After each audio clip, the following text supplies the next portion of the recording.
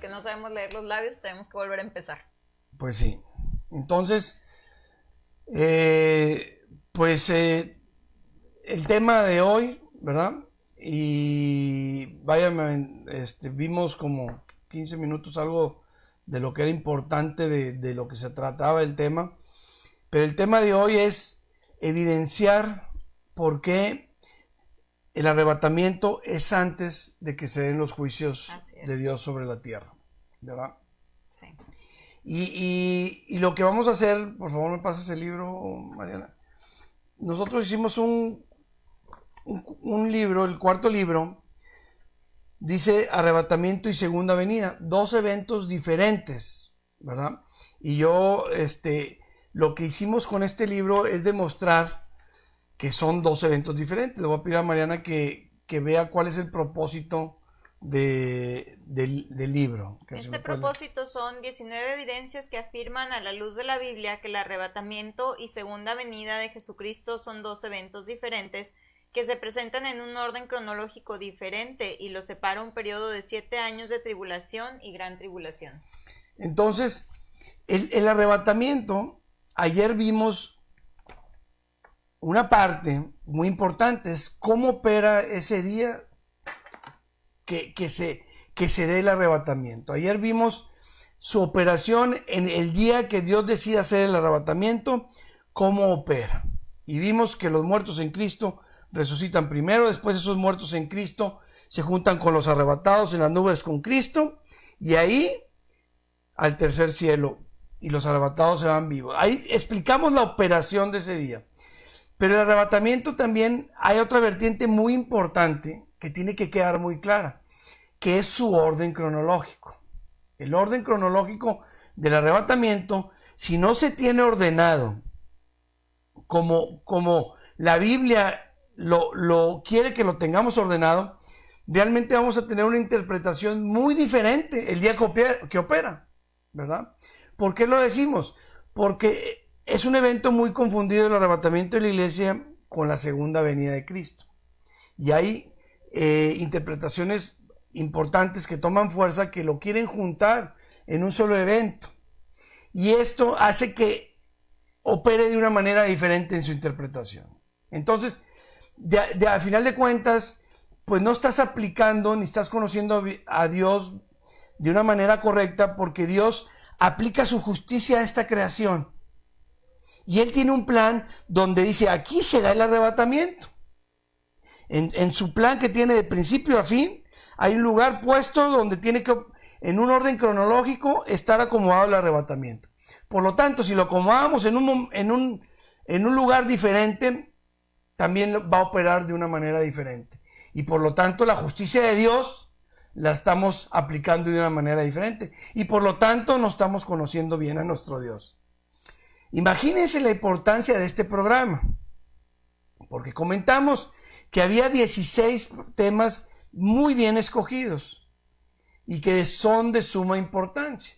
Entonces, dentro de los 16 temas pusimos cómo establecemos el orden cronológico del arrebatamiento. Y lo que vamos a hacer con este programa es demostrar que el arrebatamiento se da antes de los juicios. Ese es el tema de este programa. ¿Por qué el arrebatamiento se da antes de los juicios?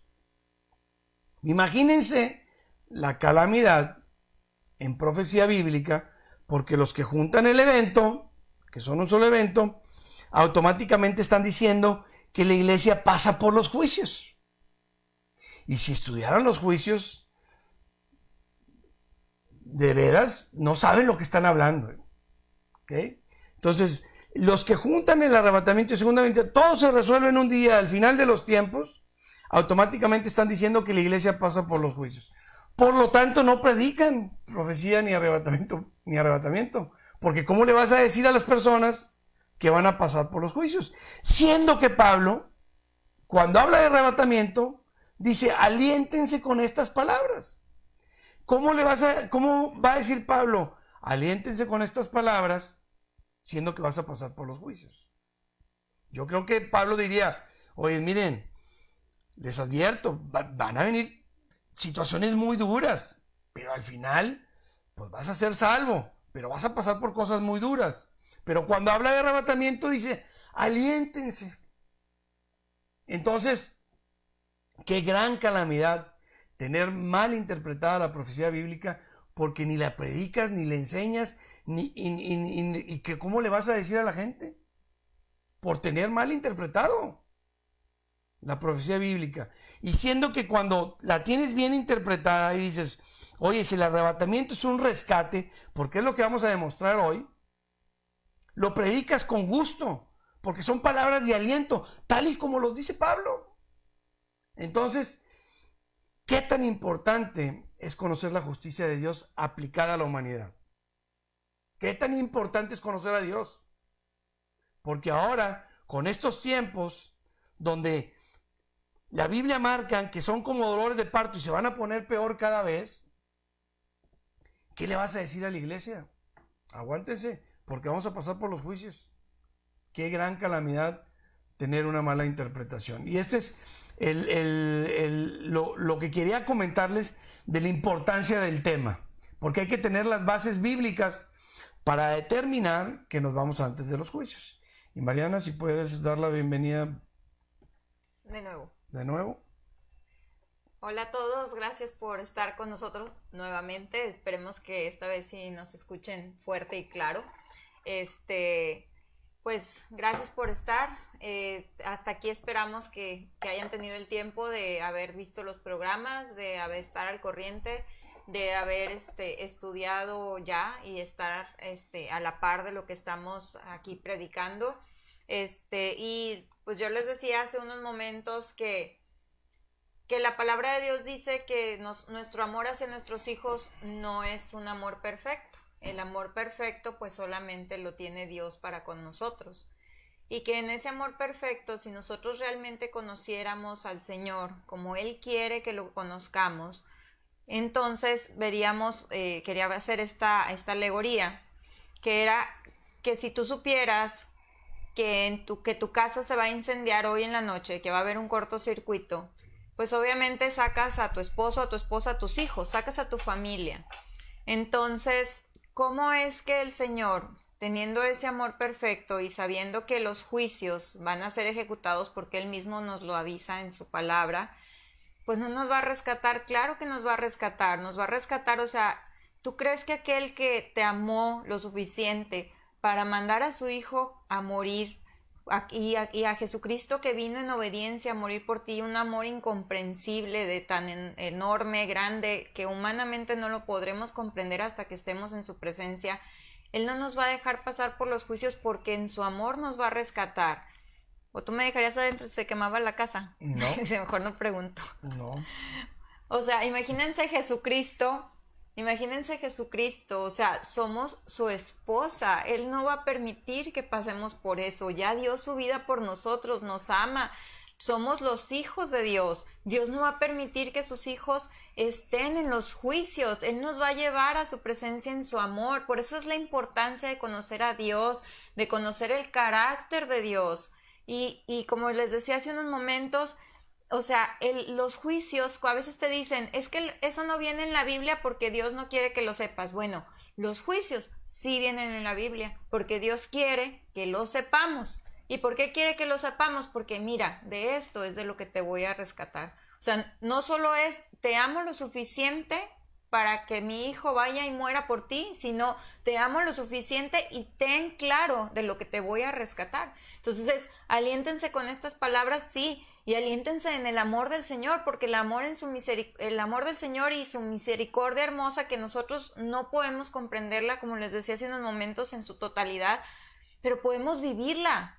Entonces, en su amor, Él nos va a sacar de esto. Él no va a permitir que pasemos por esos juicios. Por eso Pablo decía, aliéntense con estas palabras, porque es un gozo tremendo para los que estamos esperando al Señor, ver todas estas señales que Cristo nos marcó en su palabra, que le habló con sus apóstoles, y poder ver estas señales y decir, Señor, pronto vienes por mí, es una cosa pero tremendamente gozosa, ¿verdad? Muy bien, excelente comentario. Vamos a empezar con el tema evidencias bíblicas de que el arrebatamiento es antes de la tribulación. Y para ir dejando muy claro, primeramente tenemos que hablar de un panorama muy general de qué son los juicios, ¿verdad? Porque para saber de qué Dios nos va a librar, como lo decía ahorita Mariana.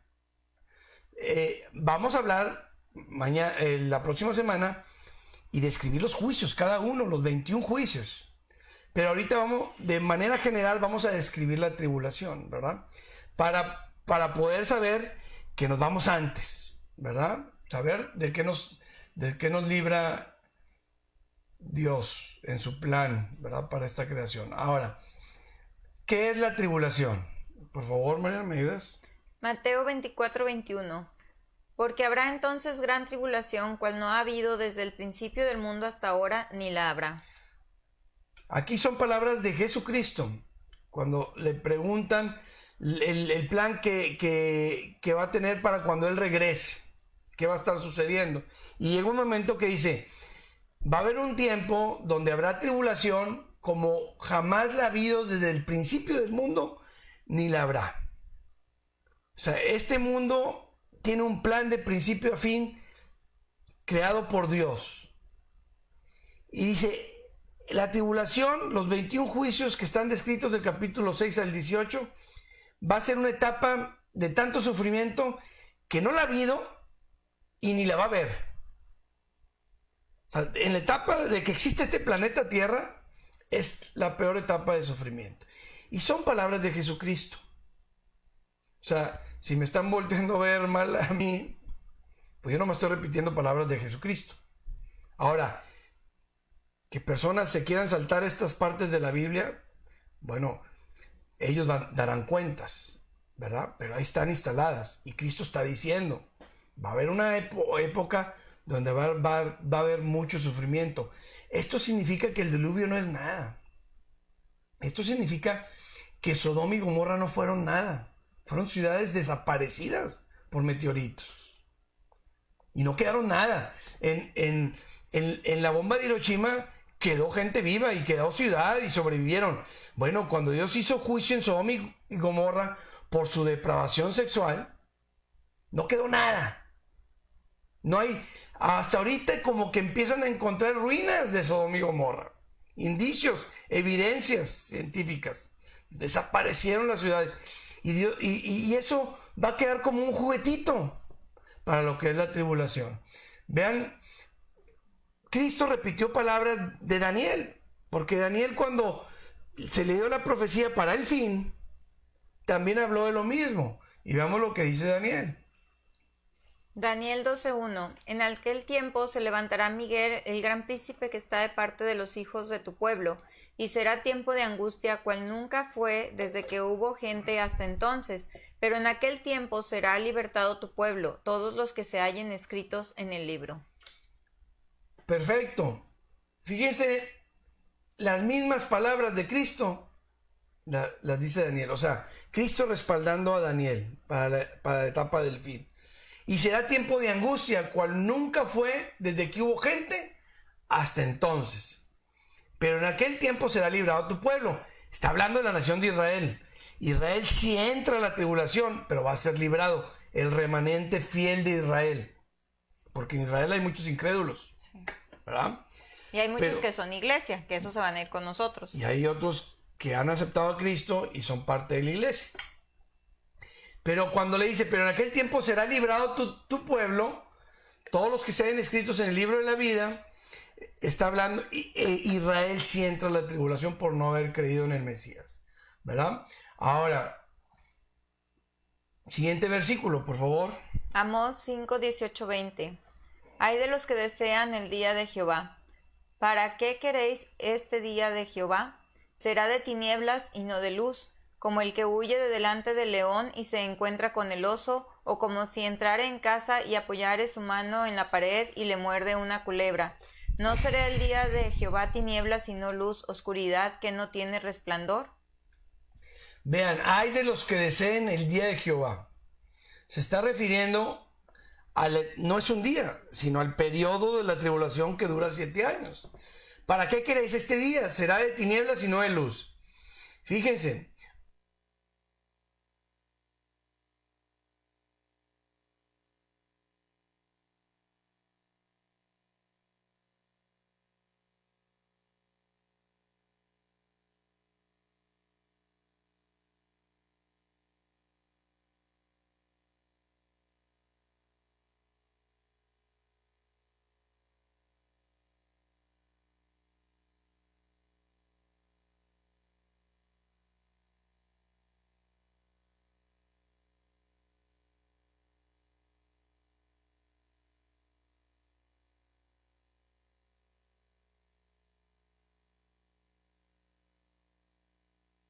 De Jehová tinieblas y no luz, oscuridad que no tiene resplandor. Es este día, será de tinieblas y no de luz. Fíjense, ahorita tenemos una pandemia y de alguna manera hay un...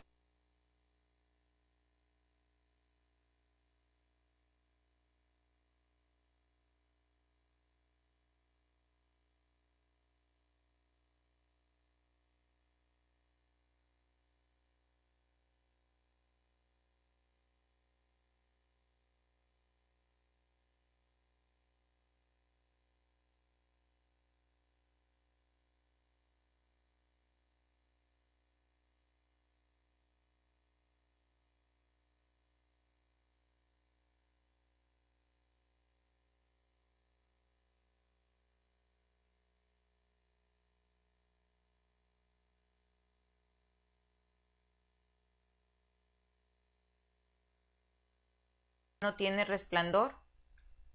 Vean, hay de los que deseen el día de Jehová. Se está refiriendo no es un día, sino al que vamos a dar.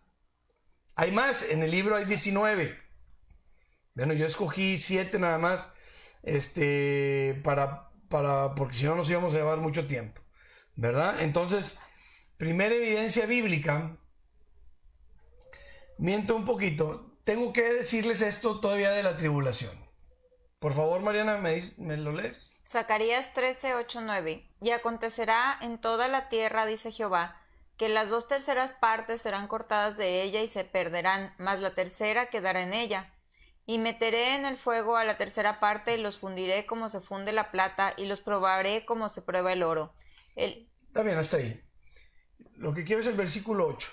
Va a llegar el día, Zacarías 13, y Zacarías es un profeta menor que da mucha información. Zacarías habla de la segunda venida de Cristo. Ahí en el siguiente capítulo, en el 14. Y aquí está hablando de la tribulación. El resultado del número de muertes de la tribulación se va a morir las 2/3 partes de la tierra, de los habitantes de la tierra. Vean lo que dice. Y acontecerá en toda la tierra, dice Jehová, que las 2/3 partes serán cortadas en ella y se perderán. Las 2/3 partes serán cortadas de ella y se perderán. ¿Cuánto representa hoy en día las 2/3 partes de la tierra? Vean más o menos, aquí hay una gráfica. Esto es lo que representa más o menos sobre lo que... Vean aquí, 2/3 partes, toda esta tercera parte se perderá y esta es la que sobrevivirá a los juicios. Échenle cuentas cuánta gente va a morir durante los juicios, ¿verdad? Ahora sí, empezamos con las evidencias. Primera evidencia, la ira venidera. ¿Ok? Por favor, Mariana, vamos a empezar a leer versículos. Uh-huh. Primera de Tesalonicenses 1:1. Y esperar de los cielos a su Hijo, al cual resucitó de los muertos, a Jesús, quien nos libra de la ira venidera. Muy bien. Y esperar de los cielos a su Hijo. ¿Quién es? ¿Lo estamos esperando nosotros en el arrebatamiento que nos venga a tomar? Lo estamos esperando de los cielos, al cual nos resucitó de los muertos, a Jesús. ¿Quién qué? Nos libra de la ira venidera. Vimos un versículo anterior donde la ira de Dios en toda la tierra, ¿verdad? Entonces estamos esperando a Jesucristo para que nos libre de la ira venidera. Siguiente versículo. Romanos 5:9. Pues mucho más, estando ya justificados en su sangre, por él seremos salvos de la ira. Seremos salvos de la ira, los justificados. ¿Quiénes son los justificados? Los que hemos recibido a Cristo como su Salvador, los que hemos nacido de nuevo, los que realmente han tenido un verdadero arrepentimiento, una verdadera fe, los que han dejado entrar a Cristo a su vida y que automáticamente Cristo es el que está guiando sus pasos. Estos son los que son justificados. Cristo nos justifica a través de creer en Él, ¿verdad? Por Él seremos salvos de la ira venidera. Seguimos con el siguiente versículo. Primera de Tesalonicenses 1, 9 y 10. Porque ellos mismos cuentan de nosotros la manera en que nos recibisteis y cómo os convertisteis de los ídolos a Dios para servir al Dios vivo y verdadero, y esperar de los cielos a su Hijo, al cual resucitó de los muertos, a Jesús, quien nos libra de la ira venidera. Fíjense nomás, mucha evidencia, ¿verdad? Seguimos con el siguiente versículo, por favor. Primera de Tesalonicenses 5, 8 y 9. Pero nosotros que somos del día, seamos sobrios, habiéndonos vestido con la coraza de fe y de amor y con la esperanza de salvación como yelmo, porque no nos ha puesto Dios para ira, sino para alcanzar salvación por medio de nuestro Señor Jesucristo. No nos ha puesto Dios a nosotros para ira. ¿Qué va a pasar en el capítulo 6 al 18 del Apocalipsis? ¿Qué va a pasar durante los 21 juicios? Se va a derramar la ira de Dios a la tierra. Y Dios a nosotros no nos ha puesto para ira. ¿Comprendemos este versículo? Por favor. Ahora, vámonos a la segunda evidencia. Ya vimos la primera. Nos libra de la ira venidera. Quiero hacer una aclaración, porque, como siempre sabrán, hay necios. Entonces, cuando tú les comentas, mira, Dios nos va a librar de la ira venidera, dicen que la ira venidera es el infierno. Entonces, ¿por qué Dios en sus juicios les llama las copas de la ira? ¿Es la ira de Dios o no? Ahora, el infierno Cristo nunca lo definió como ira. Lo definió como condenación. Y ahí será el lloro y crujir de dientes. Ahí se te quemará. Ahí hay fuego. Nunca lo puso como ira. Nada más, los que quieren forzar las escrituras quieren decir que la ira venidera es el infierno. Y uno de los juicios resulta las copas. El Apocalipsis les llama las copas de la ira. Es la ira de Dios derramándose en ese periodo de tiempo. Y Dios no nos ha puesto para ira. Ok, segunda evidencia. Por favor, leemos. Fíjense aquí la discusión que tiene Lot, el que tiene Abraham, cuando va a destruir Sodoma y Gomorra a Dios. Vean la discusión tan interesante que tiene Abraham con Dios, ¿verdad? Y que nos da mucho indicio de que nosotros los justos, los que somos declarados justos, porque así los hijos de Dios nos declara la Biblia justos, justificados, somos librados de la tribulación. Por favor, Mariana. Quizá haya 50 justos dentro de la ciudad. ¿Destruirás también y no perdonarás al lugar por amor a los 50 justos que están dentro de él? Mira, aquí no vemos los versículos anteriores, pero Dios le avisa a Abraham que va a destruir Sodoma y Gomorra. Y empieza la discusión. Seguimos, por favor. Lejos de ti el hacer tal, que hagas morir al justo con el impío. Fíjense lo que le dice a Abraham. Oyes, lejos de ti está que destruyas al justo con el impío. Abraham conociendo a Dios, oye, eso no va contigo. Seguimos. Nunca tal hagas. ¿El juez de toda la tierra no ha de hacer lo que es justo?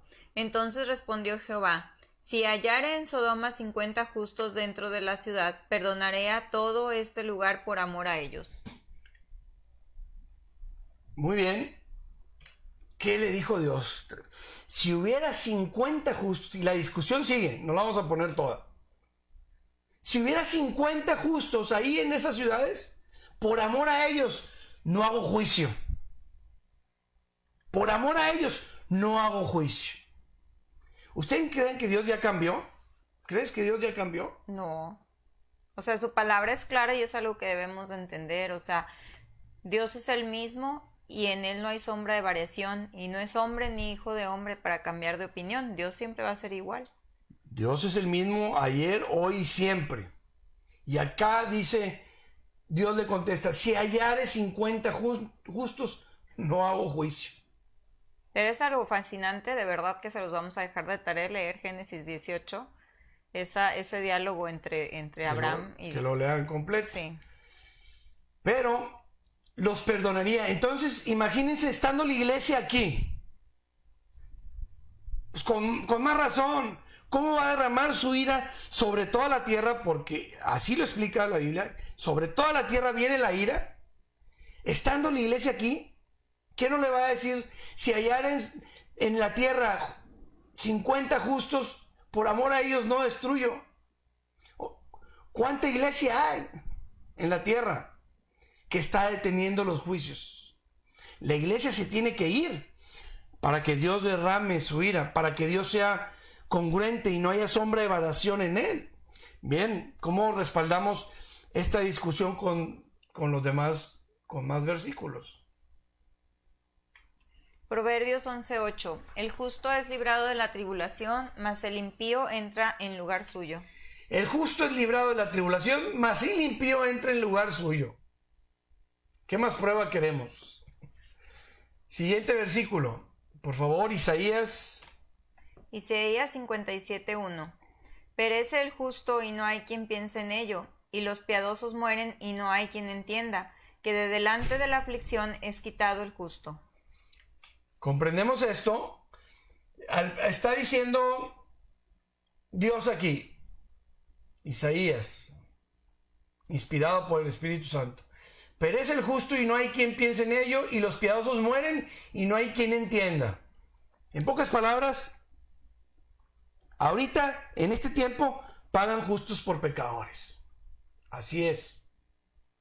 Mueren muchos inocentes todos los días en esta etapa que es una etapa caída de la humanidad. Desde que pecó Adán y Eva, es una etapa caída. Estamos en una lucha contra el pecado. Y aquí en esta era de la iglesia, pagan justos por pecadores. ¿Cuánta gente inocente no vemos que mueren o que les pasan cosas que no le deben de pasar a la gente? Pero cuando llegue la tribulación, la aflicción, no hay quien entienda que delante de la aflicción es quitado el justo. Sí, hay un periodo que pagan justos por pecadores, pero cuando Dios derrame su ira, el justo va a ser quitado, ¿verdad? Y la justicia de Dios se va a dar. Seguimos con otro versículo. Estamos en la segunda evidencia. Segunda de Pedro 2, 6, 8. Y si condenó por destrucción a las ciudades de Sodoma y de Gomorra, reduciéndolas a ceniza y poniéndolas de ejemplo a los que habían de vivir impíamente, y libró al justo Lot, abrumado por la nefanda conducta de los malvados, porque este justo que moraba entre ellos afligía cada día su alma justa viendo y oyendo los hechos inicuos de ellos. Muy bien. Y libró al justo Lot, que era el sobrino de Abraham, ¿verdad? Lo sacó junto con su familia. Lo sacó de la ciudad y se hizo juicio. Lo libró, ¿verdad? Porque Lot, justo que moraba entre ellos, afligía cada día su alma justa, viendo y oyendo los hechos inicuos de ellos. Hoy vivimos nosotros, hoy vivimos muchos hechos inicuos hoy en día. Y los que tenemos bien acomodado, como la Biblia establece los principios bíblicos, sabemos que hay mucha depravación sexual y que le están dando vuelo a la hilacha hoy en día. siendo que Dios puso, por ejemplo, a Sodoma y Gomorra, miren. Y si condenó por destrucción a las ciudades de Sodoma y Gomorra, reduciéndolas a cenizas, poniéndolas por ejemplo, pero no entendemos. Ahora el orgullo, ¿verdad?, de la ideología de género. Sodoma y Gomorra estaba totalmente corrompida y Dios las puso por ejemplo y las redujo a cenizas para los que habían de vivir impíamente. Pero no entendemos. Hoy en día, no, pues es el derecho.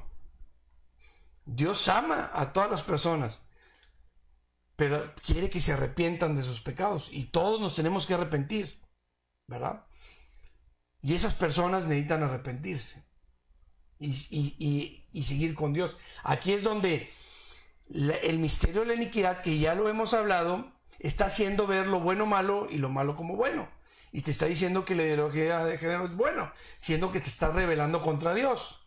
Y aquí hay ejemplos. Dios hizo juicio a Sodoma y Gomorra por su depravación sexual. ¿Ok? Seguimos. Muy bien. Ahora vamos a explicar, perdón. Adelante. Ok. Yo sé que hay muchas personas que nos ven que no están como muy familiarizados a veces con terminología bíblica. Entonces, antes de pasar al siguiente punto, debemos decirles que es un justo, porque a lo mejor muchas personas, lo que hablábamos ayer, que la salvación no es por obras, y a lo mejor pueden llegar a sentirse abrumadas con el hecho de decir, pues yo no soy tan buena como para irme. Ok, no es lo que estamos diciendo. Ok, el justo es librado de la tribulación, significa que si tú tienes a Cristo en tu corazón, tú eres justificado ante Dios a través de la sangre de Jesucristo, porque la palabra de Dios dice que Jesucristo es nuestro abogado y que Él está ahí para abogar por nosotros. Entonces, a través de eso es que nosotros somos justificados por Dios. Eso es lo que tratamos de decir cuando decimos que el justo es librado de la tribulación.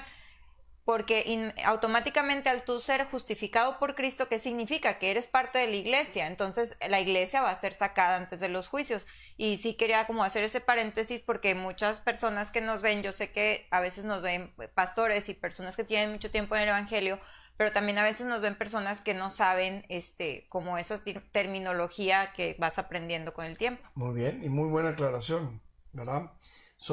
Nadie es bueno, dice, no hay uno bueno, dice Dios en la Biblia. Pero cuando tú crees en Él, su sangre te justifica y eres declarado justo. Bueno no eres, bueno nomás Dios. Cristo dijo eso, le dijeron bueno a Cristo y Cristo, bueno nomás mi Padre. Cristo. Entonces, Dios nos declara justos por medio de la sangre de Cristo, ¿verdad? Ahora, concéntrese muy bien en la tercera evidencia. Esta es fascinante, pero hay que estar bien concentraditos, ¿ok?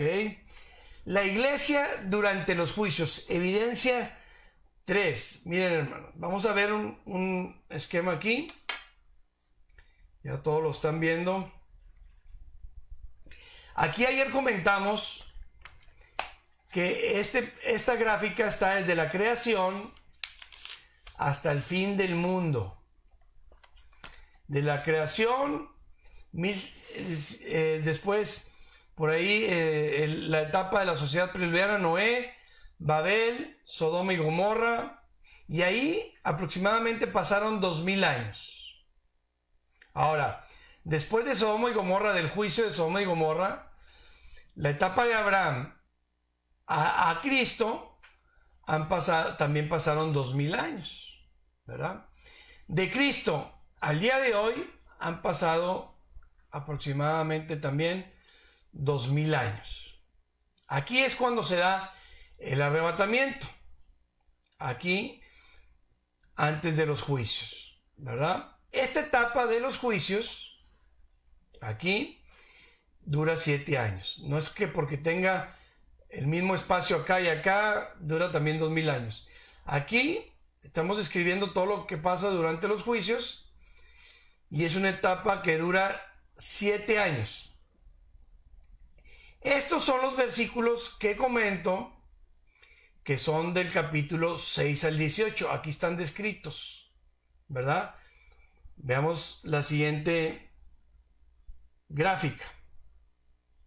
Ya entendiendo esto, aquí está la estructura del Apocalipsis. Capítulo 1, capítulo 2 y 3, capítulo 4 y 5, ¿verdad? Capítulo 1, Cristo se presenta, ya lo hemos visto. A Juan se describe. Capítulo 2 y 3 es la era de la iglesia, los 2000 años que llevamos, ¿verdad? Donde la última iglesia, que es la Odisea, está totalmente desviada de la sana doctrina, ¿verdad? Ahí se describe la última iglesia, que es la etapa que estamos viviendo hoy, la etapa de la apostasía, que ya vimos ese tema. En el capítulo 4 y 5 la iglesia ya aparece en el cielo. Quiero que vayan muy bien concentrados para explicar esta evidencia, hermanos, porque entenderla es fascinante. Ahora, después de que la iglesia ya esté en el cielo, coronando al Mesías, recibiendo sus coronas, abriendo los sellos del Apocalipsis, aquí es donde se describen del capítulo 6 al 18, esta etapa que le estoy diciendo aquí en la gráfica. Vean, esta etapa de aquí de los juicios, 21 juicios, está escrita en el libro del Apocalipsis del capítulo 6 al 18.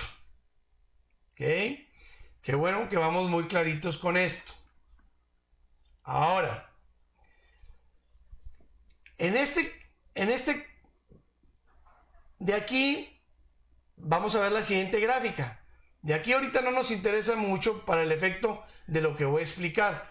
Lo que me interesa es que sepan de que el capítulo 6 al 18 están descritos los juicios, los 7 años de tribulación y gran tribulación, la ira de Dios derramada en la tierra.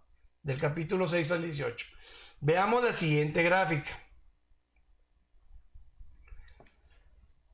En el capítulo 1, 2 y 3, la palabra iglesia aparece 19 veces. Entendamos esto. En el capítulo 1, 2 y 3 del Apocalipsis, la palabra iglesia aparece 19 veces. En el capítulo 4 y 5, la iglesia ya está en el cielo, viendo la coronación del Mesías, que la iglesia es representada por los ancianos con coronas en el capítulo 4 y 5. Vean estas palabras: al instante sube acá y voz de trompeta. Vamos a ir a un versículo y ahorita seguimos aquí. Veamos el siguiente versículo, todo la similitud. Aquí véanme tantito, ya vieron mucha gráfica, ¿verdad? Y necesitan ir muy atentos. Vean la similitud de cuando Juan lo suben al cielo para vivir esta escena gloriosa donde la iglesia está presente, donde se ve la coronación del Mesías, donde es el único digno de abrir los sellos. Ahí está la iglesia presente viendo eso. Y vean la similitud que tiene con el arrebatamiento. Es tremendo esto. Veamos el siguiente versículo. Capítulo 4. Por favor, Mariana. Después de esto miré, y he aquí una puerta abierta en el cielo, y la primera voz que oí como de trompeta hablando conmigo dijo: Sube acá, y yo te mostraré las cosas que sucederán después de estas. Y al instante yo estaba en el Espíritu, y he aquí un trono establecido en el cielo, y en el trono uno sentado.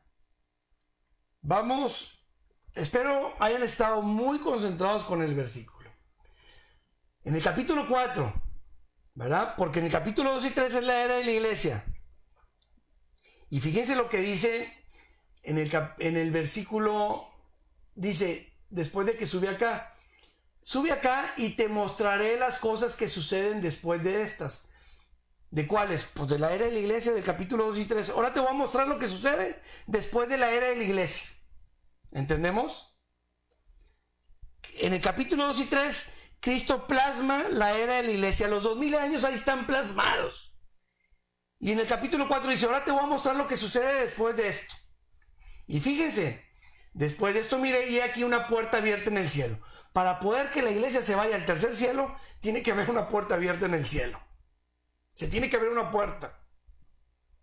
Y la primera voz que oí como de trompeta, y en el Apocalipsis, ¿qué se va a oír? ¿Qué dijimos en el arrebatamiento? A la final trompeta, A la final en trompeta. Tesalonicenses. Porque se va a escuchar la trompeta. Y a la final trompeta, ¡pum!, el arrebatamiento. Y aquí, qué raro, hay una voz de trompeta hablándole a Juan. Vean las similitudes que tiene con el arrebatamiento. O sea que el arrebatamiento se da en el Apocalipsis 4, después de la era de la iglesia. Después de la era de la iglesia, te voy a mostrar las cosas que suceden después de estas. Y ¡fum!, sube acá, le dice. Hablando conmigo, me dijo, sube acá. ¿Cómo nos va a decir Cristo cuando nos va a tomar? Sube acá. Arrebatado, en un instante, en un abrir de ojos. Sube acá. Y te mostraré las cosas que sucederán después de la era de la iglesia. Y al instante, ¿cómo va a ser? En un abrir y cerrar de ojos. Arrebatados, de golpes. Seremos transformados.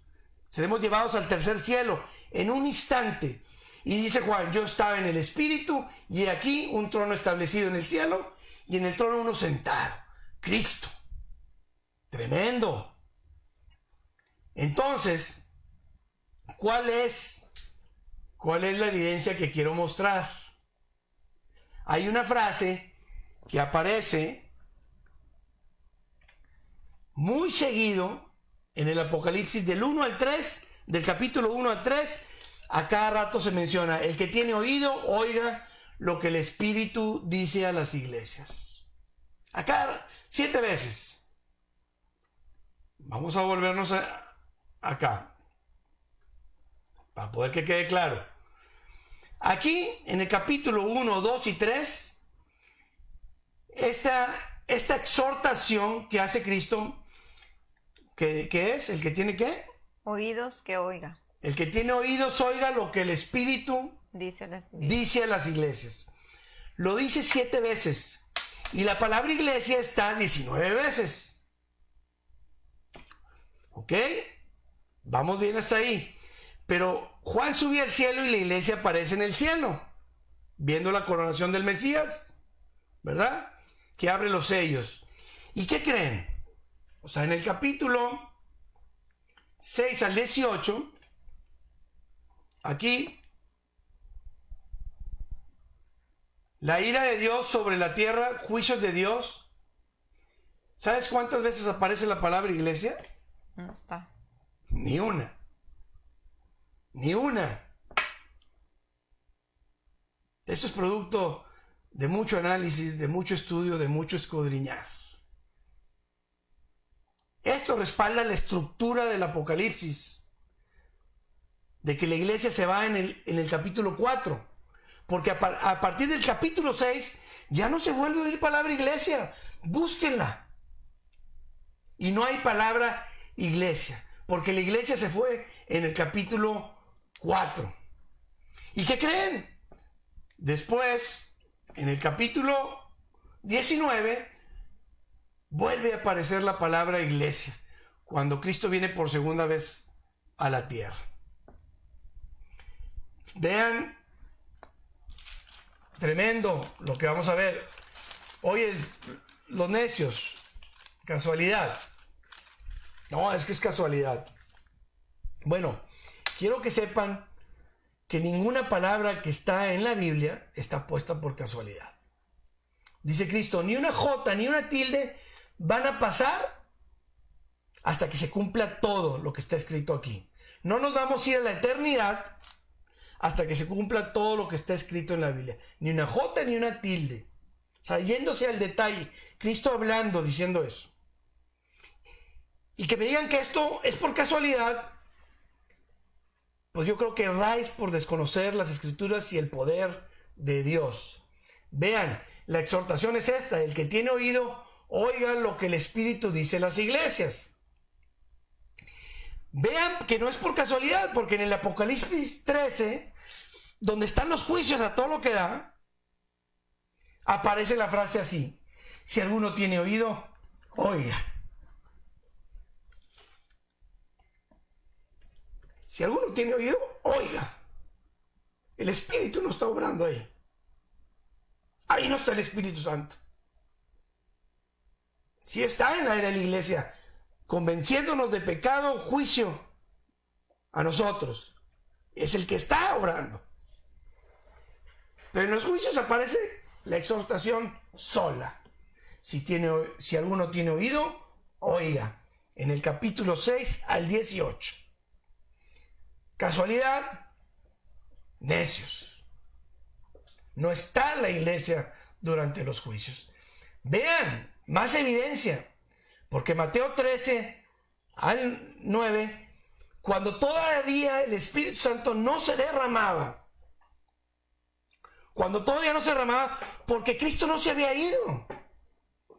Cristo dijo, ya me voy, y los discípulos, ¿pero por qué te vas?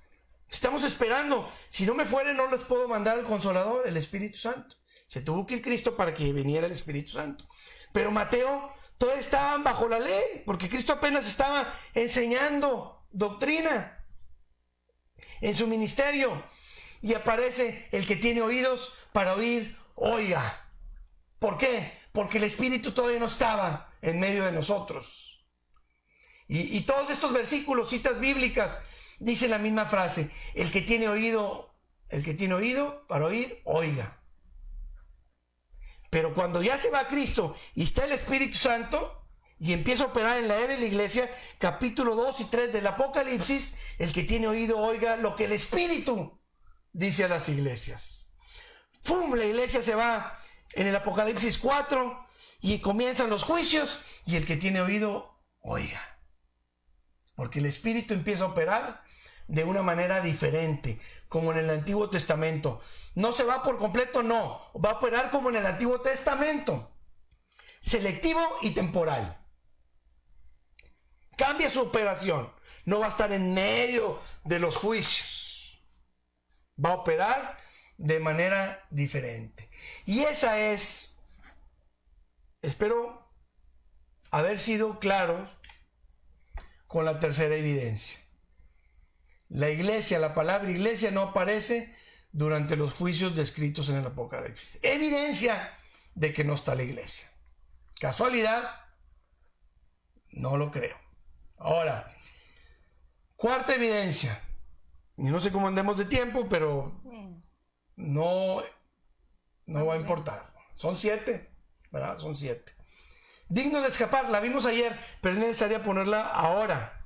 ¿Por qué? Porque tiene que ir con el número de evidencias importantes por las cuales no estamos en los juicios. Por favor, Mariana. Lucas 21:36. Velad pues en todo tiempo orando que seáis tenidos por dignos de escapar de todas estas cosas que vendrán y de estar en pie delante del Hijo del Hombre.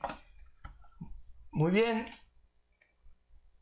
Hay que estar dignos de escapar. Velad pues en todo tiempo orando para que seáis tenidos por dignos de escapar. O sea, la iglesia escapa de las cosas que vendrán. O sea, que el arrebatamiento no es un evento final. ¿Verdad? O sea, es un proceso en el plan de Dios para esta humanidad, el arrebatamiento. Muchos lo quieren ver como un evento final y se acabó el mundo. Arrebatamiento, se acabó el mundo, bye.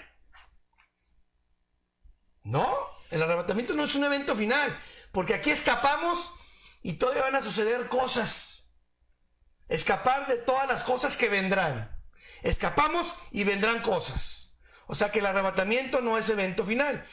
Y la iglesia escapa. Pero ¿quién no escapa? Vemos el siguiente versículo. Primera de Tesalonicenses 5 del 1 al 4. Pero acerca de los tiempos y de las ocasiones no tenéis necesidad, hermanos, de que yo os escriba, porque vosotros sabéis perfectamente que el día del Señor vendrá así como ladrón en la noche, que cuando digan paz y seguridad, entonces vendrá sobre ellos destrucción repentina como los dolores a la mujer encinta, y no escaparán. Mas vosotros, hermanos, no estáis en tinieblas para que aquel día os sorprenda como ladrón en la noche. Versículo 4. Mas vosotros, hermanos, no estáis en tinieblas para que aquel día los sorprenda. A nosotros no nos va a sorprender. Claramente a muchos cristianos sí, porque no quieren estudiar profecía. Y no saben lo que están esperando. Pero los que están velando, los que están atentos a la profecía, este día no los va a sorprender. Ahora, pero aquí el punto es, aquí hay un grupo que no escapará. Cuando digan paz y seguridad, entonces vendrá sobre ellos destrucción repentina. Vean, esta es una interpretación personal del día que sucede el arrebatamiento, cómo se pueden dar las cosas.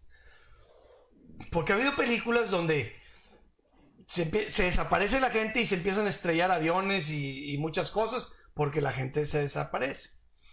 Pero aquí habla que hay una destrucción repentina. Algo va a pasar el día del arrebatamiento como destrucción repentina.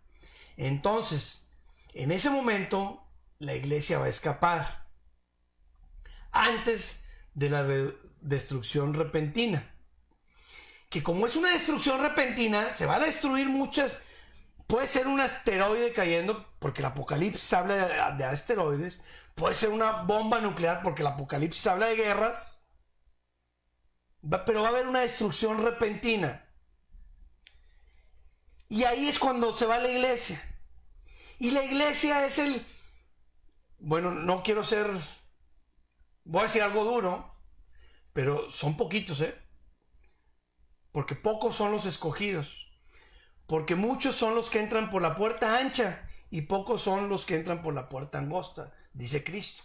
Pocos son los salvos. Si el justo con dificultad se salva, ¿dónde queda el impío y el pecador? O sea, es una cantidad mínima de gente que se va en el arrebatamiento, a comparación de la población mundial. Estamos hablando, no quiero decir, no les voy a decir porcentaje, pero es muy bajo. Entonces, si este escape se da durante la destrucción repentina, ni cuenta se van a dar que nos fuimos. Ni cuenta. Van a pensar que se murieron con la bomba, o con el asteroide, o con todo lo que provocó. Van a estar confundidos con lo que pasó. Y ni cuentas. ¿Se cayeron aviones? Pues sí, pues se cayeron porque pues una bomba nuclear o un asteroide. Es mi interpretación de cómo se puede dar en su momento, ¿verdad? Pero pues igual puede tener algo de fallas, ¿verdad? Pero aquí dice, entonces vendrá sobre ellos destrucción repentina, como los dolores de la mujer en cita, y ellos no escaparán. Ellos no. ¿Quiénes? Todos los incrédulos. Pero nosotros sí escaparemos. ¿Entendemos? Esa es la cuarta evidencia. Nosotros escapamos para estar de pie delante del Hijo del Hombre, pero ellos no escaparán. Y el versículo dice, oren por ser tenidos por dignos de escapar. ¿Quién está orando por irse en el arrebatamiento? Porque la oración es muy clara aquí. Velad pues en todo tiempo orando que seas tenidos por dignos de escapar. No que ores por los enfermos. Claro que tienes que orar. No que ores por tu familia. No que ores por tus enfermedades. No. Aquí dice que seas tenido por digno de escapar. Ora por ser tenido por digno. Hay que ser dignos para escapar, ¿verdad? De lo que vendrá. Cuarta evidencia de que nos vamos antes de la tribulación esta. Vámonos a la quinta evidencia. Por favor, leemos. Te guardaré de la hora de prueba. Por favor, Mariana. Apocalipsis 3:10. Por cuanto has guardado la palabra de mi paciencia, yo también te guardaré de la hora de la prueba que ha de venir sobre el mundo entero para probar a los que moran sobre la tierra. Dios va a probar a los que moran sobre la tierra. Moradores de la tierra. Cristo nunca se hubiera referido a nosotros, hijos de Dios, como moradores de la tierra. Va a probar a los moradores de la tierra. Porque cuando has guardado la palabra, porque cuando has guardado la palabra de Dios, ahí está la condición. Así como cuando dice el arrebatamiento. Porque si creemos que Jesús murió y resucitó, entonces vas a ser arrebatado. Y aquí dice, porque has guardado la palabra. Y guardado significa, pues la tienes que leer, la tienes que estudiar, la tienes que escudriñar, la tienes que meditar y la tienes que obedecer. Te tienes que esforzar. Cuando no tienes ese sentimiento, o cuando no tienes esas, ora a Dios, porque te lo dé y te lo da. Él no te lo va a negar. Pero lo que queremos es andar ahora en nuestros propios placeres y nuestra diversión y no queremos dedicarle tiempo a lo espiritual.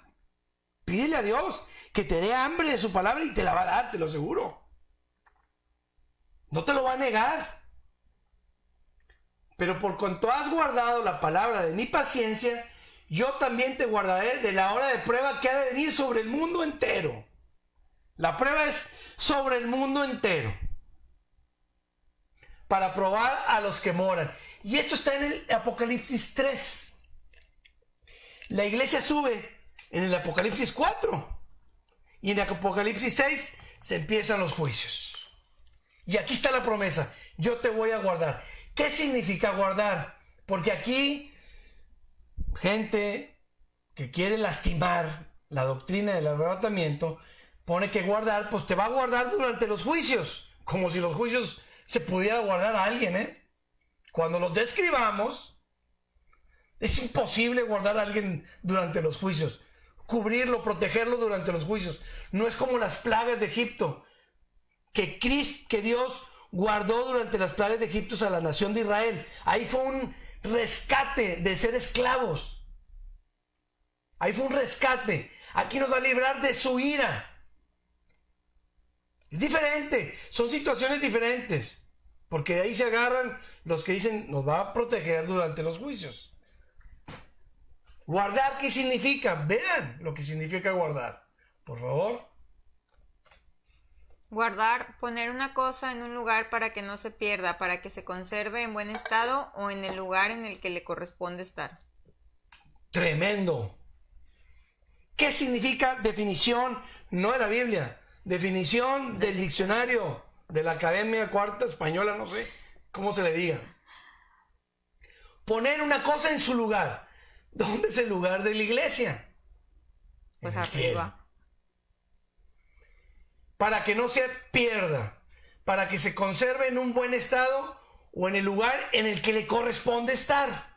¿Dónde le corresponde a la iglesia estar? En el cielo. Vean cómo Dios no se puede referir a nosotros como moradores de la tierra. Por favor, leemos. Filipenses 3:20. Mas nuestra ciudadanía está en los cielos, de donde también esperamos al Salvador, al Señor Jesucristo.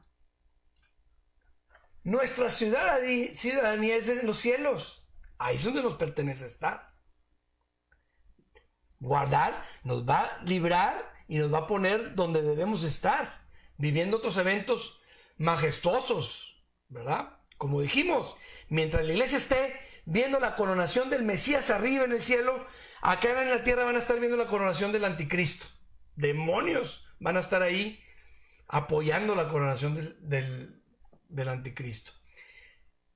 A nosotros nos llamó ciudadanos del cielo, y fíjense cómo nos dice Pedro. Amados, yo os ruego como a extranjeros y peregrinos que os abstengáis de los deseos carnales que batallan contra el alma. Somos extranjeros y peregrinos en esta tierra. Los hijos de Dios somos extranjeros y peregrinos. Por lo tanto, cuando nos vamos al versículo Apocalipsis 3:10, antes de que se ejecuten los juicios, tenemos esta promesa: porque cuanto has guardado la palabra de mi paciencia, yo también te guardaré de la hora de prueba que ha de venir sobre el mundo entero. La ira de Dios va a ser una hora de prueba para el mundo entero, una etapa de confusión tremenda y de sufrimiento, para probar a los que moran sobre la tierra. Muy bien. Siguiente evidencia.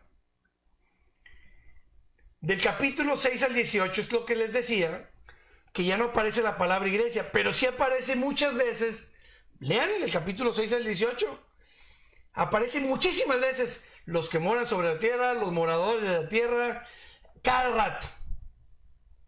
Cada rato aparece esta frase en el capítulo 6 al 18. Los que moran sobre la tierra. ¿Por qué? Porque ya no va a estar la iglesia ahí. Muy bien. Meditar en esto, por favor. Dios manda a su Hijo a morir por su iglesia. Ahora, en una etapa, Dios decide derramar su ira. ¿Y cómo va a dejar a la iglesia ahí por la que mandó a su hijo a morir? ¿Se fijan la incongruencia? Dios manda a su hijo a morir por la iglesia. Y Dios va a derramar su ira y va a permitir que esa iglesia pase por los juicios. No es congruente. No es congruente. Ahora, otra evidencia de conclusión.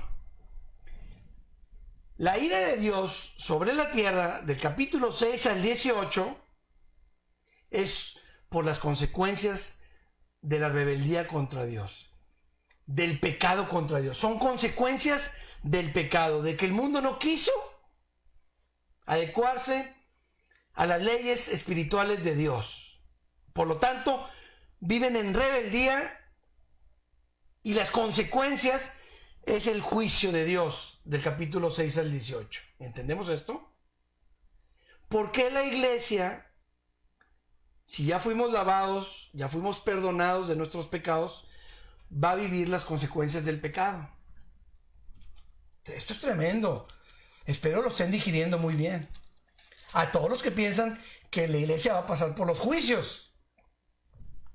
Los juicios son las consecuencias del pecado. ¿Por qué la iglesia va a vivir esas consecuencias? No. Entonces Dios se contradice. Necesitamos meditar en eso. Ahora, la iglesia contiene los juicios. Si Dios está frenado por derramar su ira sobre la tierra, es porque la iglesia está aquí. Cuando sea secada, cuidado.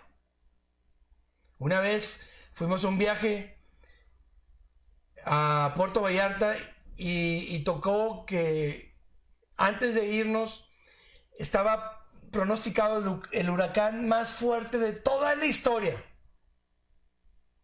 Huyó la gente de Puerto Vallarta. Muchos se fueron de Puerto Vallarta porque ese huracán iba a ser devastador. Yo tengo amigos que decían, oye, yo pensé que iba a perder mi casa, a como estaban haciendo el diagnóstico de cómo iba a llegar ese huracán. Dice, no, mi casa ya está perdida, porque estaban juntito con la playa. Después el huracán se dio. No sé qué fecha sería más o menos. ¿Por qué fecha fue eso? No, pues no. Bueno, ahí lo revisan en el internet. Se dio. Los científicos o los meteorólogos, los estudiosos, con tanta tecnología, no tenían explicación científica de cómo ese huracán se dio. Después, al poco tiempo, nosotros fuimos y nos pasamos un buen tiempo allá y estuvimos yendo a una iglesia. Y el pastor nos dijo, estuvimos orando, las iglesias, nos pusimos de acuerdo porque ese huracán no llegara. Y no llegó. ¿Ustedes creen que Dios va a derramar su ira estando la iglesia aquí? No tienen ni idea. Los que piensan que la iglesia va a vivir los juicios no tienen ni idea. Porque la iglesia ora, pide, ayuna y la iglesia tiene poder. La iglesia necesita ser sacada para que Dios pueda derramar su ira y sea congruente como siempre ha actuado desde el principio hasta el fin. Seguimos con la siguiente evidencia. Miren, hermanos, esto es bien importante. Bien importante. Hay dos argumentos que lastiman el no predicar el arrebatamiento de la iglesia. Dos argumentos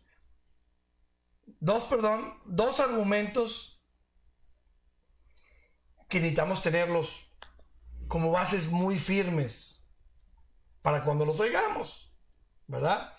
Y estos son los argumentos. Por favor, Mariana. No quiero asustar a la gente y es una doctrina que se inventó hace 200 años. Dos argumentos que cuando les hablas de que el arrebatamiento y no creen en el arrebatamiento, no. Es que no quiero hablar del arrebatamiento porque no quiero asustar a la iglesia. Erráis por desconocer las escrituras. Miren, porque ya dijimos, cuando Pablo habló de arrebatamiento, dijo, aliéntense con estas palabras. ¿Qué doctrina tan torcida traes que dices que vas a asustar a la gente cuando hablas de arrebatamiento? ¿Me explico? ¿Qué doctrina tan mal interpretada traes que dices que vas a asustar a la gente cuando le hables de arrebatamiento? Siendo que Pablo, en 2 ocasiones, dice, aliéntense con estas palabras. Por favor, leemos los versículos. Primera de Tesalonicenses 5, del 8 al 9. Pero nosotros que somos del día, seamos sobrios, habiéndonos vestido con la coraza de fe y de amor y con la esperanza de salvación como yelmo, porque no nos ha puesto Dios para ira, sino para alcanzar salvación por medio de nuestro Señor Jesucristo, quien murió por nosotros para que ya sea que velemos o que durmamos, vivamos juntamente con Él. Por lo cual, animaos unos a otros y edificaos unos a otros, así como lo hacéis.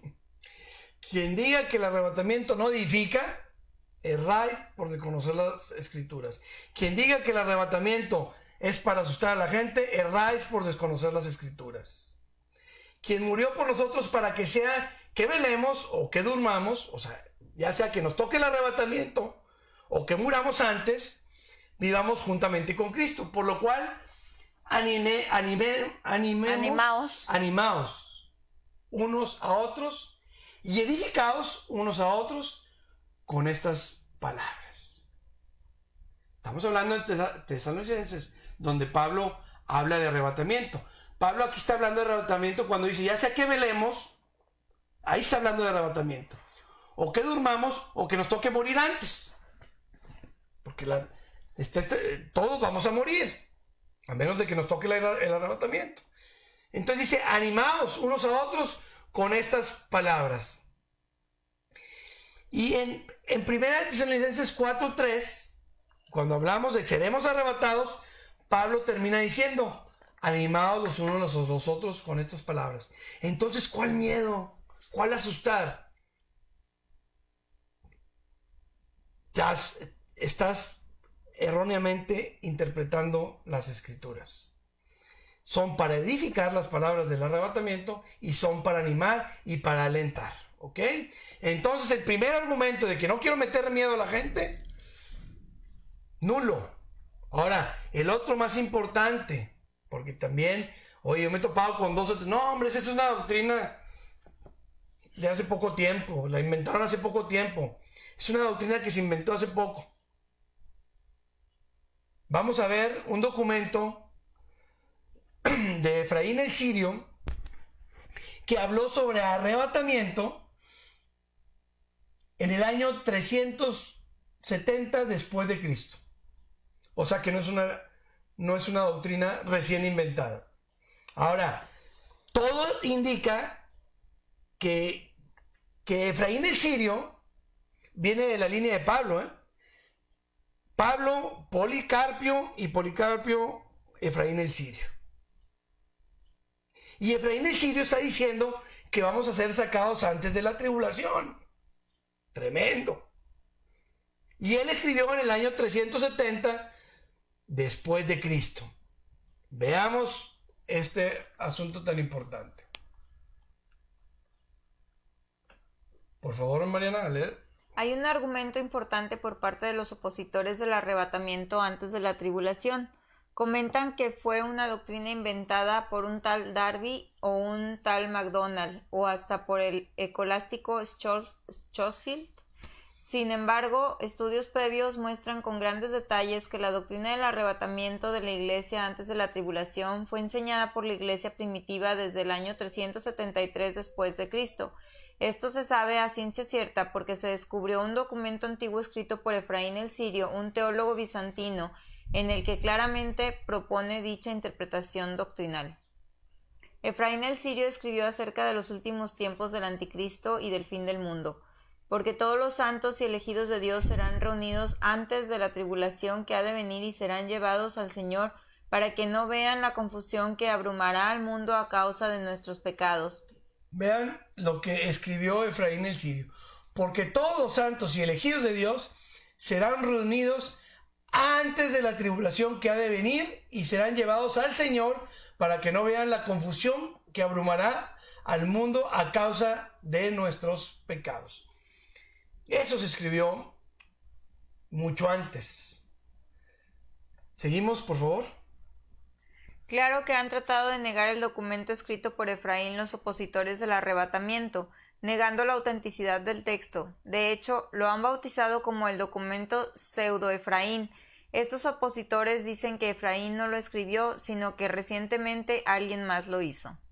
Pero hay un libro que se escribió en el año 1600, en el que se cita la enseñanza de Efraín sobre el arrebatamiento de la Iglesia antes de la tribulación.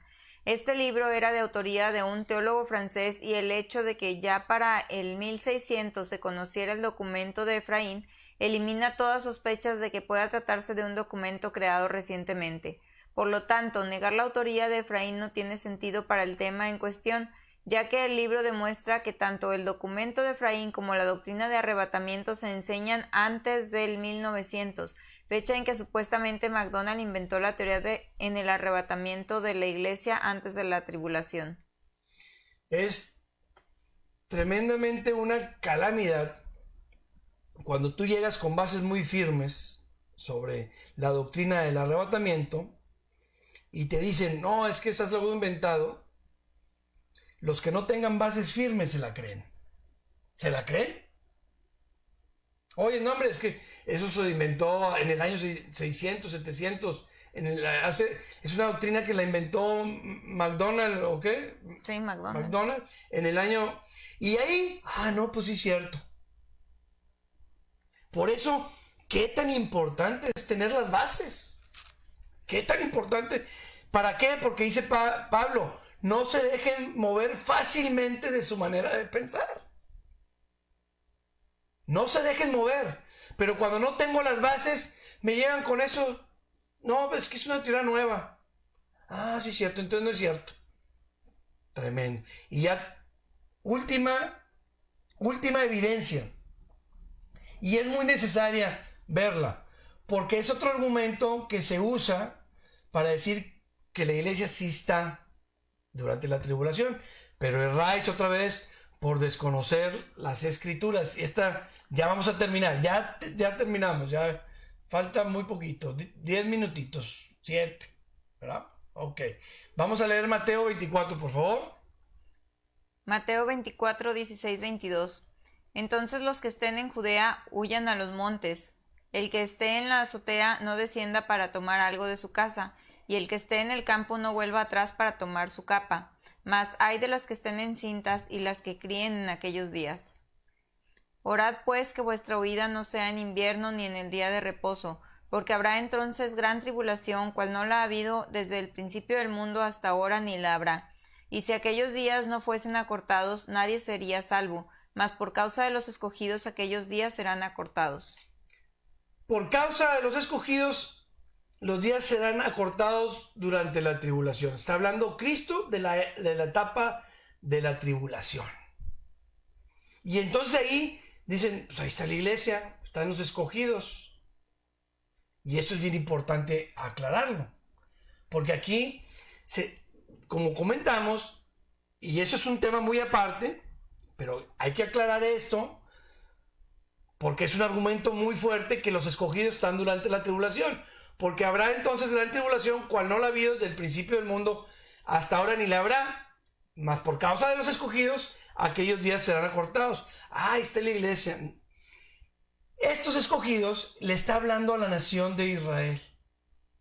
Porque la nación de Israel sí entra a la tribulación, pero serán librados. Ellos sí van a entrar. ¿Por qué? Porque no creyeron en el Mesías. Y van a sufrir sus consecuencias. La nación de Israel como nación va a sufrir muchísimo en la era de la tribulación, los 7 años de tribulación. Pero Dios los va a proteger y los va a esconder, así como hizo con Noé.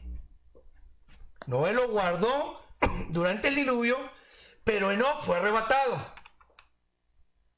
Enoc representa el arrebatamiento de la iglesia en la sociedad prediluviana, y Noé representa a la nación de Israel, que es protegida durante la tribulación. Ahora, ¿por qué reforzamos y por qué no cabe duda de que estos escogidos son de la nación de Israel y también de los que se van a salvar durante la tribulación? Porque hay unos que se van a salvar que no van a aceptar la marca, que ya lo vimos en temas anteriores, y que van a tener que dar la vida. ¿Crees en Cristo? Sí, pues decapitación. Ya cambian las formas, ¿verdad? Hay escogidos durante la tribulación, claro que hay escogidos. Se va a salvar muchísima gente que era tibia y que le explicaron, oye, arrepiéntete porque ya viene el arrebatamiento. No se arrepintió, entra a los juicios y ahí se va a dar cuenta y va a creer y va a dar su vida y se va a salvar de una forma más difícil, pero estos son los escogidos. Pero vean el versículo anterior, es lo que no comprendemos. Le está hablando a la nación de Israel. Entonces los que estén en Judea, o ahí dice los que estén en México, o en Estados Unidos, o en Europa, ahí le está hablando. El contexto es para la nación de Israel, porque es cuando entra la abominación desoladora, de la que ya hablamos también. Entonces los que estén en Judea, huyan a los montes, y los que estén en la azotea, no desciendan para tomar algo de su casa, y el que esté en el campo no vuelva a Jerusalén para tomar su capa. Mas las que estén en cinta, de las que críen en aquellos días, cuidado, porque imagínate huir embarazada. Orad pues que vuestro día no sea en invierno ni en día de reposo. A mí qué me importa el invierno en mi huida. Allá en Jerusalén la nieve está hasta 1 metro 2. No pueden huir en invierno. Orad porque vuestro día no sea en invierno ni en día de reposo. Le está hablando a la nación de Israel. Porque a nosotros, ¿qué nos importa el día de reposo? Los judíos, no pueden caminar más de 1 kilómetro en el día de reposo, porque ellos están todavía bajo la ley, y el día de reposo nomás tienen permitido máximo caminar 1 kilómetro. Le está hablando a la nación de Israel. Geográficamente y culturalmente le está hablando a la nación de Israel. Entonces no son los escogidos de la iglesia, porque Israel tiene un plan. Dios tiene un plan para la nación de Israel, ¿verdad? Y ese es otro tema muy aparte, pero había que aclarar este asunto, porque es que ahí están en medio de la tribulación los escogidos. Sí, no son los escogidos, no es la iglesia, son los escogidos de la nación de Israel y los que se van a salvar durante la tribulación. Y terminamos las evidencias. Espero haber dejado muy claro por qué la iglesia no pasa por la tribulación. Nos faltó por ahí el punto 7, nos fuimos directo, pero no dijimos el nombre en sí del punto 7, y hay que ponerlo porque luego tomamos apuntes y nos falta ese punto. ¿Ese? Esa diapositiva. A causa de los escogidos, los días serán acortados. Y esto lo pusimos porque se presta mucho confusión. Yo he hablado con hombres de Dios, con gente genuina que dice, oye, es que ahí dice que los escogidos van a estar. Bueno, hay que aclarar, ¿verdad? Muy bien. Entonces, terminamos con este tema que era muy necesario para que no los muevan fácilmente de su manera de pensar, y saber que las palabras de arrebatamiento son de aliento y del amor de Dios, porque nos va a sacar antes de los juicios. Que ya vimos en temas anteriores que el escenario está listo para los juicios, ¿verdad? Así es. Por eso es tan importante hablar de estos temas, ¿verdad? Siguiente tema. Si se les ha hecho duro algunos temas, pues el que sigue se les va a hacer durísimo. Vamos a hablar el periodo de los juicios de Dios, ¿verdad? El siguiente tema en la siguiente semana. Exactamente. Y como dice Vicente, o sea, ya todo está listo, todo se ve que pronto viene el Señor. Ahora la pregunta principal es si nosotros estamos listos. Y yo creo que eso es algo que hemos ido como puntualizando al final de cada programa.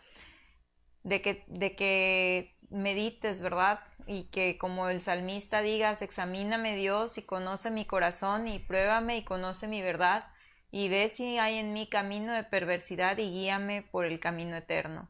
Entonces, qué importante que veamos todo esto de la profecía, que sepamos exactamente Dios de qué nos está librando, de qué nos está diciendo, mira, te amo lo suficiente para librarte de esto, y poder decir como el salmista, examíname Señor, porque a veces pensamos que estamos en la verdad y no, porque dice también la palabra que hay camino que al hombre le parece recto, pero su fin es fin de muerte. Entonces, qué importante también estar orando por ser dignos de escapar, estar orando por decir, Señor, examíname y muéstrame si realmente el camino por el que voy es un camino de salvación o es un camino de muerte. Y si tú no tienes a Jesucristo, si tú no sabes, es sencillo. Si tú hoy en la noche estás en tu habitación y te preguntas, bueno, si el arrebatamiento fuera hoy, ¿me voy o me quedo? O si hoy me muero, ¿a dónde me voy? Si tú tienes esa duda en tu corazón, realmente que puedas hincarte y decirle, Señor, o sea, si yo tengo esta duda es porque no he aceptado a Jesucristo en mi corazón y no tengo esa certeza de que a través de la muerte y resurrección de Jesucristo es que ahora que yo soy parte de la iglesia. Entonces poder hincarte allá, ahí solo, hablar tú con el Señor, ponerte a cuentas con Él, recibirlo en su corazón, porque la palabra de Dios dice muy claramente en Juan 3:18, que el que creen en Jesucristo, primero, bueno, está hablando con Nicodemo y dice que Dios amó al mundo de tal manera que envió a su Hijo Jesucristo, dice, pero el que no cree en Él ya está condenado, porque no ha creído en el nombre del unigénito Hijo de Dios. Entonces, ¿qué es creer? Creer es realmente que tú aceptes a Cristo en tu corazón, como diciéndole, Señor, este camino que yo estoy llevando sé que no te agrada, quiero llevar un camino que realmente te agrade, muéstrame cuál es el camino. Creer que Jesucristo es el Hijo de Dios, que vino al mundo a morir por ti, que no nada más es una historia que te están contando, sino que realmente es algo personal lo que tú tienes que hacer y tener esa relación con Jesucristo. Ahora nosotros de verdad, y Vicente lo dice mucho en sus conferencias, y es una realidad, que nosotros nos podemos desbaratar aquí diciéndote lo que dice la Biblia, diciéndote, interpretándote, diciéndote, bueno, el Señor me ha mostrado esto, aprende de esto, pero si el Espíritu Santo viene y te dice a ti directamente en tu corazón y en este momento te está diciendo o has tenido en tu mente pensamientos acerca de esto y el Espíritu Santo es el que viene a convencerte, entonces ahí tú caes de rodillas ante el Señor y tienes ese nuevo cambio, ese cambio de vida y tienes a Jesucristo en tu corazón y entonces el velo que nos tiene entenebrecido el pensamiento nos es quitado y ahora podemos comprender lo que la Escritura dice. Entonces, qué importante de verdad que hemos sido muy puntuales y vamos a seguir siendo puntuales en este punto, que tú realmente escuches esa voz interior que está en ti, que te está diciendo, arrepiéntete, porque los tiempos están cercanos. Muy bien, pues no hay más que decir, yo creo que es muy buena conclusión. Y bueno, nos vemos la próxima semana con el tema de los juicios del Apocalipsis. Primero Dios.